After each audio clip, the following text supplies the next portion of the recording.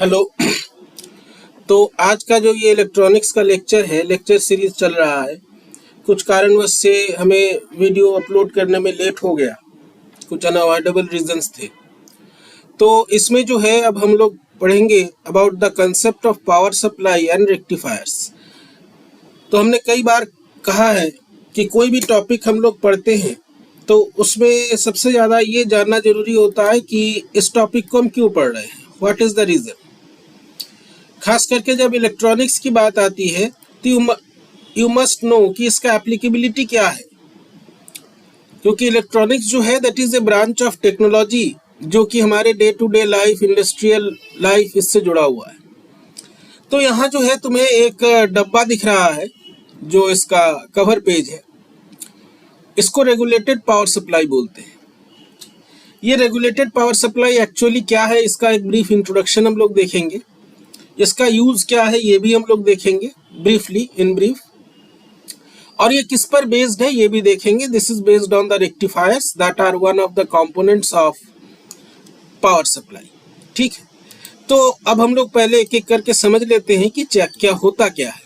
सबसे पहला क्वेश्चन ये रहता है कि पावर सप्लाई क्या है। फॉर एग्जाम्पल हम अगर बात करें, हम लोग अभी बिना मोबाइल फोन के नहीं रह पाते। मोबाइल फ़ोन हो या लैपटॉप हो, इसको चार्ज करने की ज़रूरत होती है। तो चार्ज करने के लिए हमको एक अडेप्टर दिया जाता है, एक चार्जर दिया जाता है। बेसिकली ये चार्जर जो है it is one of the examples of power supply. तो पावर सप्लाई वो डिवाइस होता है जो कि अल्टरनेटिंग करंट को डायरेक्ट करंट में चेंज करता है। अल्टरनेटिंग करंट से जो है, क्योंकि इसका पोलैरिटी चेंज होता रहता है, we can not charge a battery. हम बैटरी को नहीं चार्ज कर सकते इससे। हमको चार्जिंग के लिए we always require a direct power supply. तो बेसिकली जो भी पावर सप्लाई होता है उसका काम होता है to convert AC into DC. पहला काम, इसका जो फंडामेंटल काम है ये होता है। अब इसमें कई सारे कंपोनेंट्स होते हैं, हम लोग अभी ध्यान देंगे रेक्टिफायर्स पे, उसी का इंट्रोडक्शन लेंगे। तो this is a power supply. अब ये जो एसी है ये डीसी में चेंज करना क्यों जरूरी है। जैसे यहाँ पे तुम्हारे पास एक सर्किट दिखाया जा रहा है यहाँ पे डायग्राम में। This circuit it is the circuit of a cell phone charger. इसमें देखो डायोड्स लगे हुए हैं, डायोड का एक कॉम्बिनेशन लगा हुआ है जिसको हम लोग फुल वेव रेक्टिफायर कहते हैं। Then you have voltage regulator, transformer, capacitors, और आउटपुट जो है वो 5 वोल्ट का है। अब यहाँ पे समझ लो इसको, ये 5 volt cell phone charger circuit है। इसका मतलब ये है कि ये जो तुमको यहाँ पे 5 वोल्ट दिखाया जा रहा है, this is the output voltage. माने इतना वोल्टेज दे करके हम बैटरी को चार्ज करेंगे। ठीक है, हमारा इनपुट कितना है, 230 या 220 वोल्ट का एसी हम लोगों के घर में सप्लाई होता है। 220 से 240 का सप्लाई होता है। अब हमको 5 वोल्ट चाहिए तो इसको क्या करना होगा, इसको स्टेप डाउन करना होगा। ट्रांसफार्मर का काम होता है स्टेप डाउन, इसको जो है वोल्टेज को रिड्यूस करना। Step up, step down transformer 2 तरह के होते हैं। ये रिड्यूस करता है वोल्टेज को, 5 वोल्ट में ले आता है। अब ये जो है दिस इज एसी सप्लाई, ये अल्टरनेटिंग करंट है। ये जो साइन होता है दिस इज फॉर एसी। हम इसको एक अलग पेज पे तुमको बता दें, जहां कहीं भी तुम इस तरह का साइन देखो, सॉरी इसको ढंग से बनाया जाए, जहां कहीं भी तुम इस तरह का साइन देखो, ये जो है एक लाइन जा रहा है, then you have this and you have this type of diagram. This is AC supply. ये जो है एसी सप्लाई होता है। जब हम डीसी दिखाते हैं तब हम सीधा बैटरी सेल का जो है पोलैरिटी से दिखाते हैं। This is DC. ठीक है, this is AC, this is DC. तो यहाँ पे ये जो सप्लाई है ये एसी सप्लाई है। एसी से हम चार्जिंग नहीं कर पाएंगे क्योंकि इसकी पोलैरिटी चेंज होती है। तो what we need to do is to transform this AC into DC. तो ये जो सारा अरेंजमेंट तुम्हारा यहाँ पे लगा हुआ है, this is to convert AC to DC. ये मेन कंपोनेंट है। उसके बाद ये कैपेसिटर्स लगे होते हैं। ये कैपेसिटर्स जो है फिल्टरिंग का काम करते हैं, हम लोग इसको आगे पढ़ेंगे। Then you have this voltage regulation which is also a part of a power supply, जो कि वोल्टेज को रेगुलेट करता है। इसमें जेनर डायोड्स का भी यूज होता है। हम लोग पढ़े वोल्टेज रेगुलेटर कैसे यूज होता है, Zener diode. And then you have this output, ठीक है। तो ये बेसिक जो है हमारा कनेक्शन होता है, बेसिक हमारा सर्किट जो है ये होता है, ठीक है। उसके बाद अगर हम आए, ये जो ब्लॉक डायग्राम है, ब्लॉक डायग्राम मतलब एग्जैक्ट कंपोनेंट्स नहीं दिखाए जाते हैं, ब्लॉक वाइज दिखाया जाता है, एक एक ब्लॉक एक एक कंपोनेंट को रिप्रेजेंट करता है। तो यहाँ पे जो पावर सप्लाई है तुम्हारा, this power supply, this one, ये जो है डीसी वोल्टेज प्रोड्यूस करता है। ये पूरा ब्लॉक डायग्राम इसका दिखाया गया है। और ये जो है ये बाइपोलर है। बाइपोलर का मतलब है, इज कॉल्ड बाइपोलर। बाइपोलर का मतलब है कि ये प्लस और माइनस दोनों जो है, दोनों फॉर्म के डीसी सप्लाई प्रोड्यूस करता है from A given AC input, इसीलिए इसको बाइपोलर कहते हैं। दो पोलैरिटीज होते हैं इसमें, ठीक है। अब जो है this is the definition of bipolar supply. तो प्रोसेस जो होता है चेंजिंग को एसी टू डीसी, इसी को हम लोग रेक्टिफिकेशन कहते हैं। And the device is called rectifier. This is rectification. Rectification word जो है इसका मतलब है ठीक करना, ठीक है, उपयोगी बनाना। किसी काम के लिए किसी चीज को जब हम उपयोगी बनाते हैं उसको हम कहते हैं रेक्टिफिकेशन। कोई चीज है जिसको थोड़ा सा चेंज करना पड़ेगा यूज करने के लिए, उस प्रोसेस को हम कहते हैं रेक्टिफिकेशन। जो डिवाइस ये काम करता है उसको हम लोग कहते हैं रेक्टिफायर। अब ये जो रेक्टिफायर है, हम लोग यहाँ पे सबसे पहले बात करेंगे about the half wave rectifier. इसके लिए तुमको जो है एसी के बारे में हम थोड़ा सा बता दें। जब हालांकि एसी के बारे में तुम लोग पढ़ रहे होगे या मैं भी बताऊंगा तुम्हें। अल्टरनेटिंग करंट जो है ये कुछ इस प्रकार का होता है। ये पीरियोडिकली अपने पोलैरिटी और मैग्नीट्यूड को चेंज करता है। पीरियोडिकली चेंजेस इट्स, हमने यहां एसी करंट लिखा है, मैग्नीट्यूड एंड पोलैरिटी, ठीक है। जो पावर सप्लाई आता है हम लोगों के पास, जो पावर हाउस से सप्लाई आता है वो एसी आता है। क्यों आता है इसके बारे में हम लोग डिस्कस करेंगे। इसको हम थोड़ा सा बेटर बनाएं, ये बड़ा खराब लग रहा है। ये इस तरह का होता है, ये साइन वेव या कोसाइन वेव होता है, पीरियोडिक फंक्शन होता है। पीरियोडिकली जो है ये पोलैरिटी पीरियोडिकली। तो this is AC supply. Basically जो है वोल्टेज एसी होता है और उस एसी वोल्टेज से जो करंट मिलता है उसको हम लोग एसी कहते हैं, अल्टरनेटिंग करंट, ठीक है। अब ये क्योंकि अपना पोलैरिटी चेंज करता रहता है टाइम के साथ, मैग्नीट्यूड भी चेंज होता है। ये मैक्सिमम पे गया, फिर जीरो हुआ, फिर नेगेटिव में गया मैक्सिमम, फिर जीरो हुआ, इस तरह से ये चेंज होता रहता है। So this is not appropriate for charging A battery. कई सारे एप्लीकेशंस में हमको डीसी की जरूरत होती है, तो हमको इसको चेंज करना पड़ता है, ट्रांसफॉर्म करना पड़ता है एसी में। अब बेसिक प्रोसेस क्या होगा, हम लोग पहले रेक्टिफायर में जाने से पहले समझ लेते हैं बेसिक प्रोसेस क्या होगा। ये यदि हमारा एसी है, if this is our AC, generally ये साइज भाई प्रॉपर उतना ड्राइंग नहीं बन पा रहा है।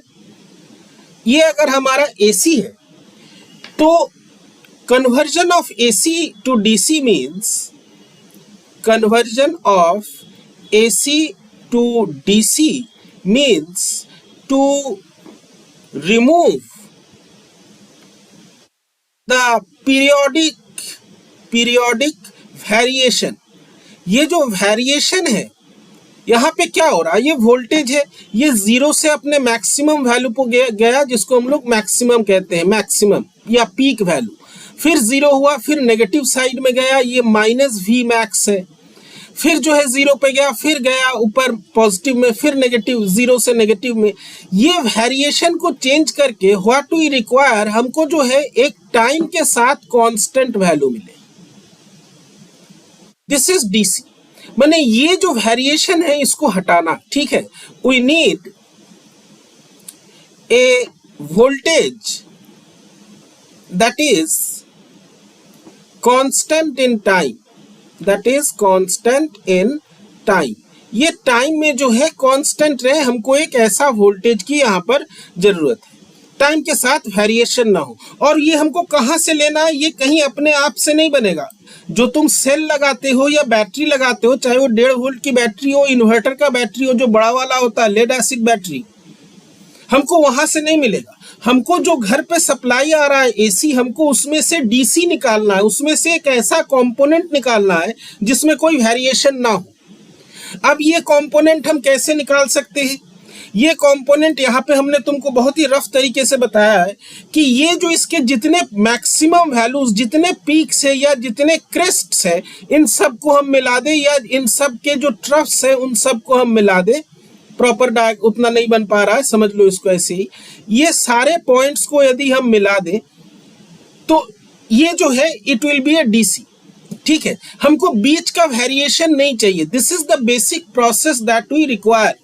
हमको ये चाहिए for charging our mobile, charging our laptop, charging any device. कई सारे एक्सपेरिमेंटल लैब्स होते हैं, उसमें ऊपर रेक्टिफायर लगा होता है, जैसे स्पेक्ट्रोस्कोपी का लैब है। वहां पे जो स्पेक्ट्रोस्कोपी का जहां पे स्पार्क बनाते हैं वहां पर डीसी सप्लाई की जरूरत होती है, तो वहां पे बड़े बड़े रेक्टिफायर लगाए जाते हैं। ठीक है, ये प्रोसेस हमें चाहिए। Now what we need is a device जो कि ये प्रोसेस कर पाए। अब इसके लिए सबसे उपयुक्त डिवाइस कौन सा है? क्योंकि हम लोग डायोड पढ़ चुके हैं, तो हम ये कह सकते हैं कि since A diode produces unidirectional flow of current, unidirectional flow of current, so the diode can be used for changing AC to DC। कैसे चेंज कर सकते हैं? हम लोग ये पढ़े हैं कि डायोड जो है फॉरवर्ड बायस में शॉर्ट सर्किट की तरह काम करता है। शॉर्ट सर्किट मैंने गलत सेंस में शॉर्ट सर्किट नहीं कि आग लग जाए। शॉर्ट सर्किट मैंने it provides a path where the current flow is very easy. वो एक ऐसा पाथ बनाता है, लो रेजिस्टेंस पाथ, जहां पर करंट जो है आसानी से फ्लो करे। रिवर्स बायसिंग में वो स्विच ऑफ हो जाता है, वो जो है हाई रेजिस्टेंस पाथ हो जाता है, ओपन सर्किट हो जाता है, करंट को बंद कर देता है। ठीक है, तो इसी का यूज करके ये जो वेरिएशन है डायरेक्शन में एसी के, इसको हम यूज कर सकते हैं, इसको हम चेंज कर सकते हैं। Since in forward bias the diode acts as a short circuit, means provides a very low resistance path to the flow of current, and in reverse bias it acts as open circuit, so it can remove the variation in AC, AC में variation को, जो directional variation है, इसको ये हटा सकता है। ठीक है, this is the basic principle. तो अब जो है यहां पर हम लोग बात करते हैं, सबसे पहले हम लोग बात करेंगे about the half wave rectifier, कि हाफ वेव रेक्टिफायर क्या होता है। हाफ वेव रेक्टिफायर, जैसा कि इसका नाम बता रहा है, हाफ वेव माने अगर ये तुम्हारा एसी है, साइन वेव, साइनसॉइडल वेव, तो ये जो है हाफ वेव का मतलब है कि actually it cuts out one part. ये जो है नीचे वाले पार्ट को, जनरली नीचे वाले पार्ट को हटा देता है। Only the upper part is left, और ये जो पॉजिटिव मैक्सिमम है इट इज प्रोड्यूस्ड। या हम ऐसे भी कह सकते हैं कि एक ऊपर वाले पार्ट को हटा दिया, नीचे वाले को जाने दिया। इसीलिए क्योंकि ये एसी के एक हाफ को रेक्टिफाई करता है, it is called half wave rectifier. Since it rectifies or converts only one half of the AC to DC, it is called half wave rectifier। इसको हम half wave rectifier बोलते हैं। It is called half wave rectifier. ठीक है, अब इसका basic process हम लोग देखते हैं क्या होता है। तो ये जो डायग्राम तुमको यहाँ पे दिख रहा है, this is the basic half wave rectifier. और इसमें क्या क्या कंपोनेंट्स है हमारे? कंपोनेंट्स है 120 वोल्ट, जैसे ये एसी आ रहा है, यहाँ पे स्टेप डाउन ट्रांसफार्मर लगा हुआ है, ये 120 वोल्ट को जो है 12 वोल्ट में चेंज करेगा। यहाँ पर एसी आ रहा है 12 वोल्ट का, यहाँ रेक्टिफायर लगा हुआ है। ठीक है, रेक्टिफायर मीन्स डायोड लगा हुआ है और यहाँ पे लोड है। तो लोड जो है, जो हम लोग हर बार यहाँ पे पूरे इलेक्ट्रॉनिक्स में हम लोग लोड टर्म यूज करते हैं। लोड का मतलब होता है कोई भी डिवाइस जहाँ पे तुमको आउटपुट वोल्टेज चाहिए।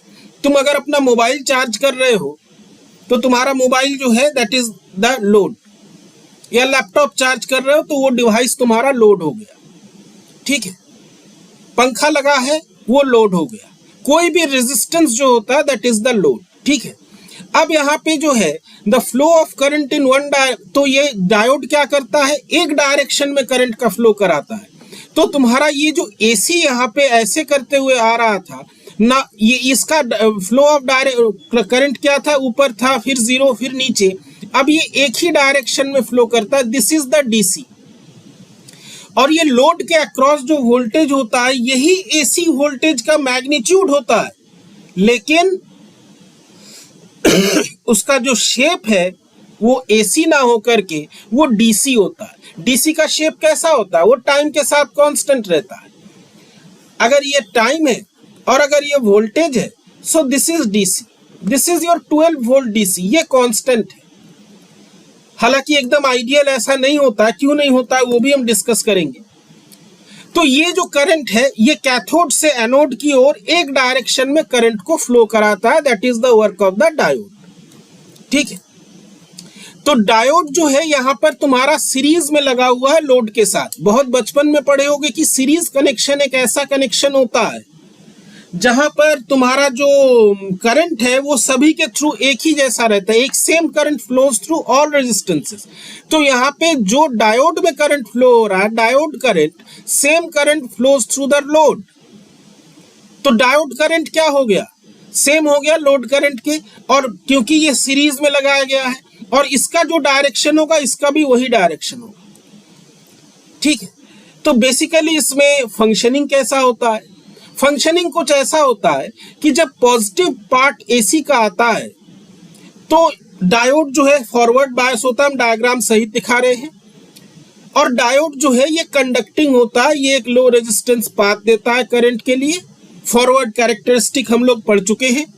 जब नेगेटिव हाफ जाता है तो डायोड जो है ये कंडक्टिंग नहीं होता है, और जो हमारा डायोड कंडक्टिंग नहीं होता, रिवर्स बायस में चला जाता है, and it does not allow the flow of current. तो ये यदि तुम्हारा एसी है and this is your diode, तो यहां पे हम दो रंग यूज कर रहे हैं।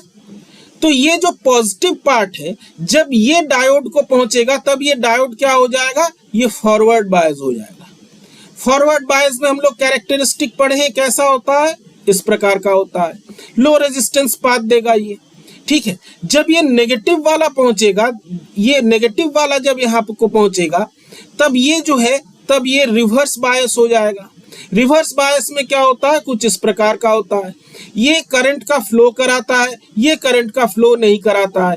तो अब हमारा डायोड जो है, डायोड करंट को तभी फ्लो करने दे रहा है जब एसी का पॉजिटिव पार्ट आ रहा है, नेगेटिव पार्ट को वो फ्लो नहीं करने दे रहा। the diode allows flow of current when it is forward biased, हम FB लिख रहे हैं, फेसबुक ना समझ लेना इसको।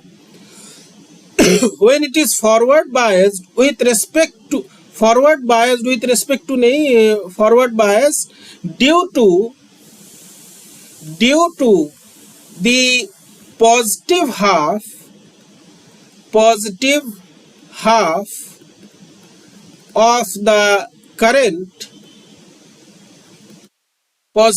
of the current या AC and blocks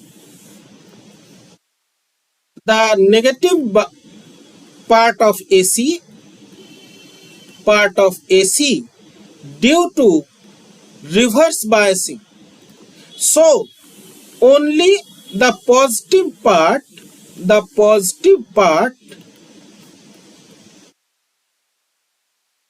flows as diode current. ये जो है डायोड करंट बन के पॉजिटिव पार्ट एसी का जाता है, आधा गया, नेगेटिव पार्ट नहीं गया। That is why it is called a half wave rectifier. ठीक है, ये मिलता है यहाँ पर। तो लोड करंट जो है डायोड करंट के समान होता है, और लोड के अक्रॉस जब तुम वोल्टेज मापते हो तो तुमको डीसी वोल्टेज मिलता है। पहले जो एसी था, पहले जो इस तरह का था, अब जो है ये नीचे वाला कट हो गया, खत्म हो गया, तुमको ये मिला।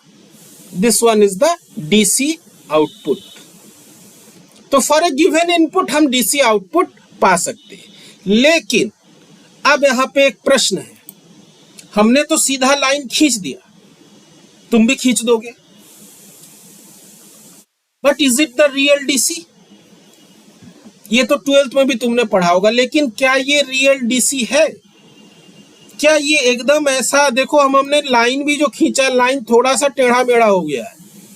ये क्योंकि हम स्केल लगा के नहीं खींच रहे हैं, हम पेन टैबलेट से लिख रहे हैं, तो थोड़ा इसमें दिक्कत होती है। लेकिन जो एक्चुअल प्रोसेस होता है, तुम अगर इसको ध्यान से देखो, ये जो तुमको वेरिएशंस मिल रही है, वेरिएशंस फिजिकली भी प्रेजेंट होते हैं, करंट में भी प्रेजेंट होते हैं। ये तुम्हारा आउटपुट है, यहां पे ये सारे टर्म्स हम बताएंगे, और ये तुमको आउटपुट मिलता है। ये जो है एक्चुअल डीसी नहीं है, इसमें रिपल्स होते हैं। रिपल माने समझते हो? रिपल माने पानी पे जब पत्थर फेंकते हो, स्कूल में जिसको हम वेव कहते हैं, कुछ इस प्रकार के रिपल्स होते हैं। रिपल्स मेरे कहने का सेंस ये है, ध्यान से थोड़ा सा समझो। हमने यहाँ पर जो ये सीधा लाइन खींचा, इस लाइन को अगर हम देखें तो ये लाइन कुछ इस प्रकार का होता है। सपोज हमने तो डीसी ये दिखा दिया, लेकिन बहुत ध्यान से यदि इसको देखा जाए तो इसमें जो है कुछ इस तरह की चीजें होती हैं। इसको बोलते हैं रिपल। स्मॉल वेव्स और the components of AC जो कि एक वेव है, that are not rectified। अभी भी, या तुम एकदम सिंपल तरीके से समझ सकते हो, remains of AC का कुछ पार्ट बचा हुआ है। जो वेरिएशन हम हटाना चाह रहे थे, वो वेरिएशन पूरी तरह से ना हट करके थोड़ा सा बचा हुआ है। This is called ripple. So जो डीसी तुमको मिल रहा है, उसको कहने को तो वो डीसी है, but it is not a DC. इसको हम लोग, जो करेक्ट टर्म होता है, टेक्निकल टर्म, हम लोग इसको बोलते हैं पल्सेटेड डीसी। पल्सेटेड डीसी क्यों बोलते हैं? देखो, पल्स मतलब होता है, पल्स होता है ना, पल्स, वेव्स या disturbances that are short lived. एकदम सिंपल लैंग्वेज में हम समझा रहे हैं। Waves that exist for a short time, बहुत कम समय के लिए जो वेव्स एग्जिस्ट करे उसको हम लोग डीसी पल्स बोलते हैं। जैसे यहाँ पे 0 था, अचानक से बढ़ा, फिर 0 हो गया, फिर ये कुछ देर 0 रहा, फिर बढ़ा, फिर 0 हो गया। हाथ पर पल्स चेक करते हैं ना, तो ये जो तुम्हारा डीसी होता है ये एक्चुअली में ऐसा होता है। और इनके जब टॉप पॉइंट्स को हम मिलाते हैं या क्रेस्ट्स को मिलाते हैं तो हमको डीसी मिलता है। ये जो है दीज आर द पल्सेस, ये वही पल्सेस हैं या एसी के बचे खुचे पार्ट हैं जो अभी भी हटे नहीं है, इसीलिए इसको हम लोग बोलते हैं पल्सेटिंग डीसी।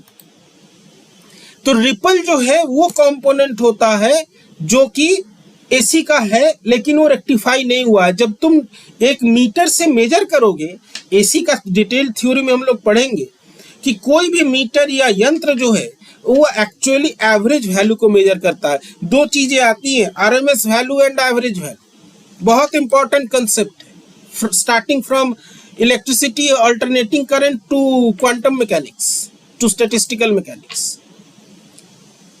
तो वहां पे जब तुम मेजर करोगे तो अगर तुमसे कोई ये पूछे कि भैया ये जो डीसी रेक्टिफायर तुमने लगाया, ये जो 5 वोल्ट मिल रहा है मोबाइल चार्ज करने के लिए, ये मोबाइल चार्ज करने के लिए जो 5 वोल्ट मिल रहा है ये डीसी है? तुम बोलोगे नहीं ये डीसी नहीं है, परफेक्ट डीसी नहीं होता, इट इज पल्सेटेड डीसी। अब इसका उपाय क्या है? उपाय ये है, हम शुरू के डायग्राम में फिर से चले जाए जहां पे मोबाइल फोन का सर्किट दिया हुआ था। हम इस डायग्राम को फिर से लेता हूं,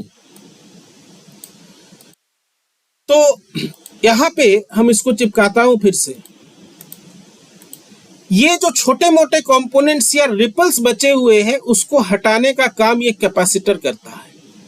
क्यों करता है इसका जवाब तुम हमें दोगे। ये जो कैपेसिटर है ये इसको हटाने का काम करता है।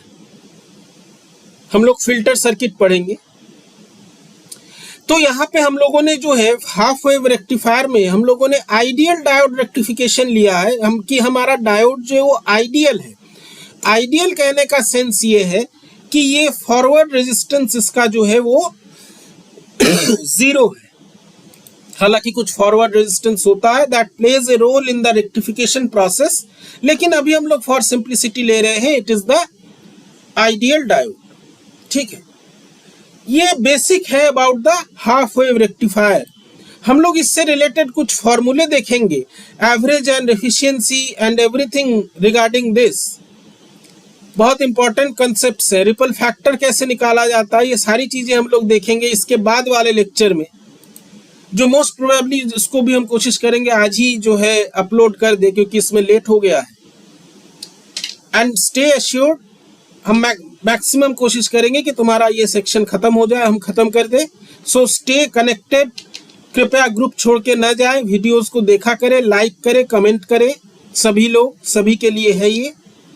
ठीक है, तो हम लोग इसके नेक्स्ट पार्ट में आएंगे where we have to do calculations या कुछ important concepts regarding half wave rectification। ठीक है, थैंक यू।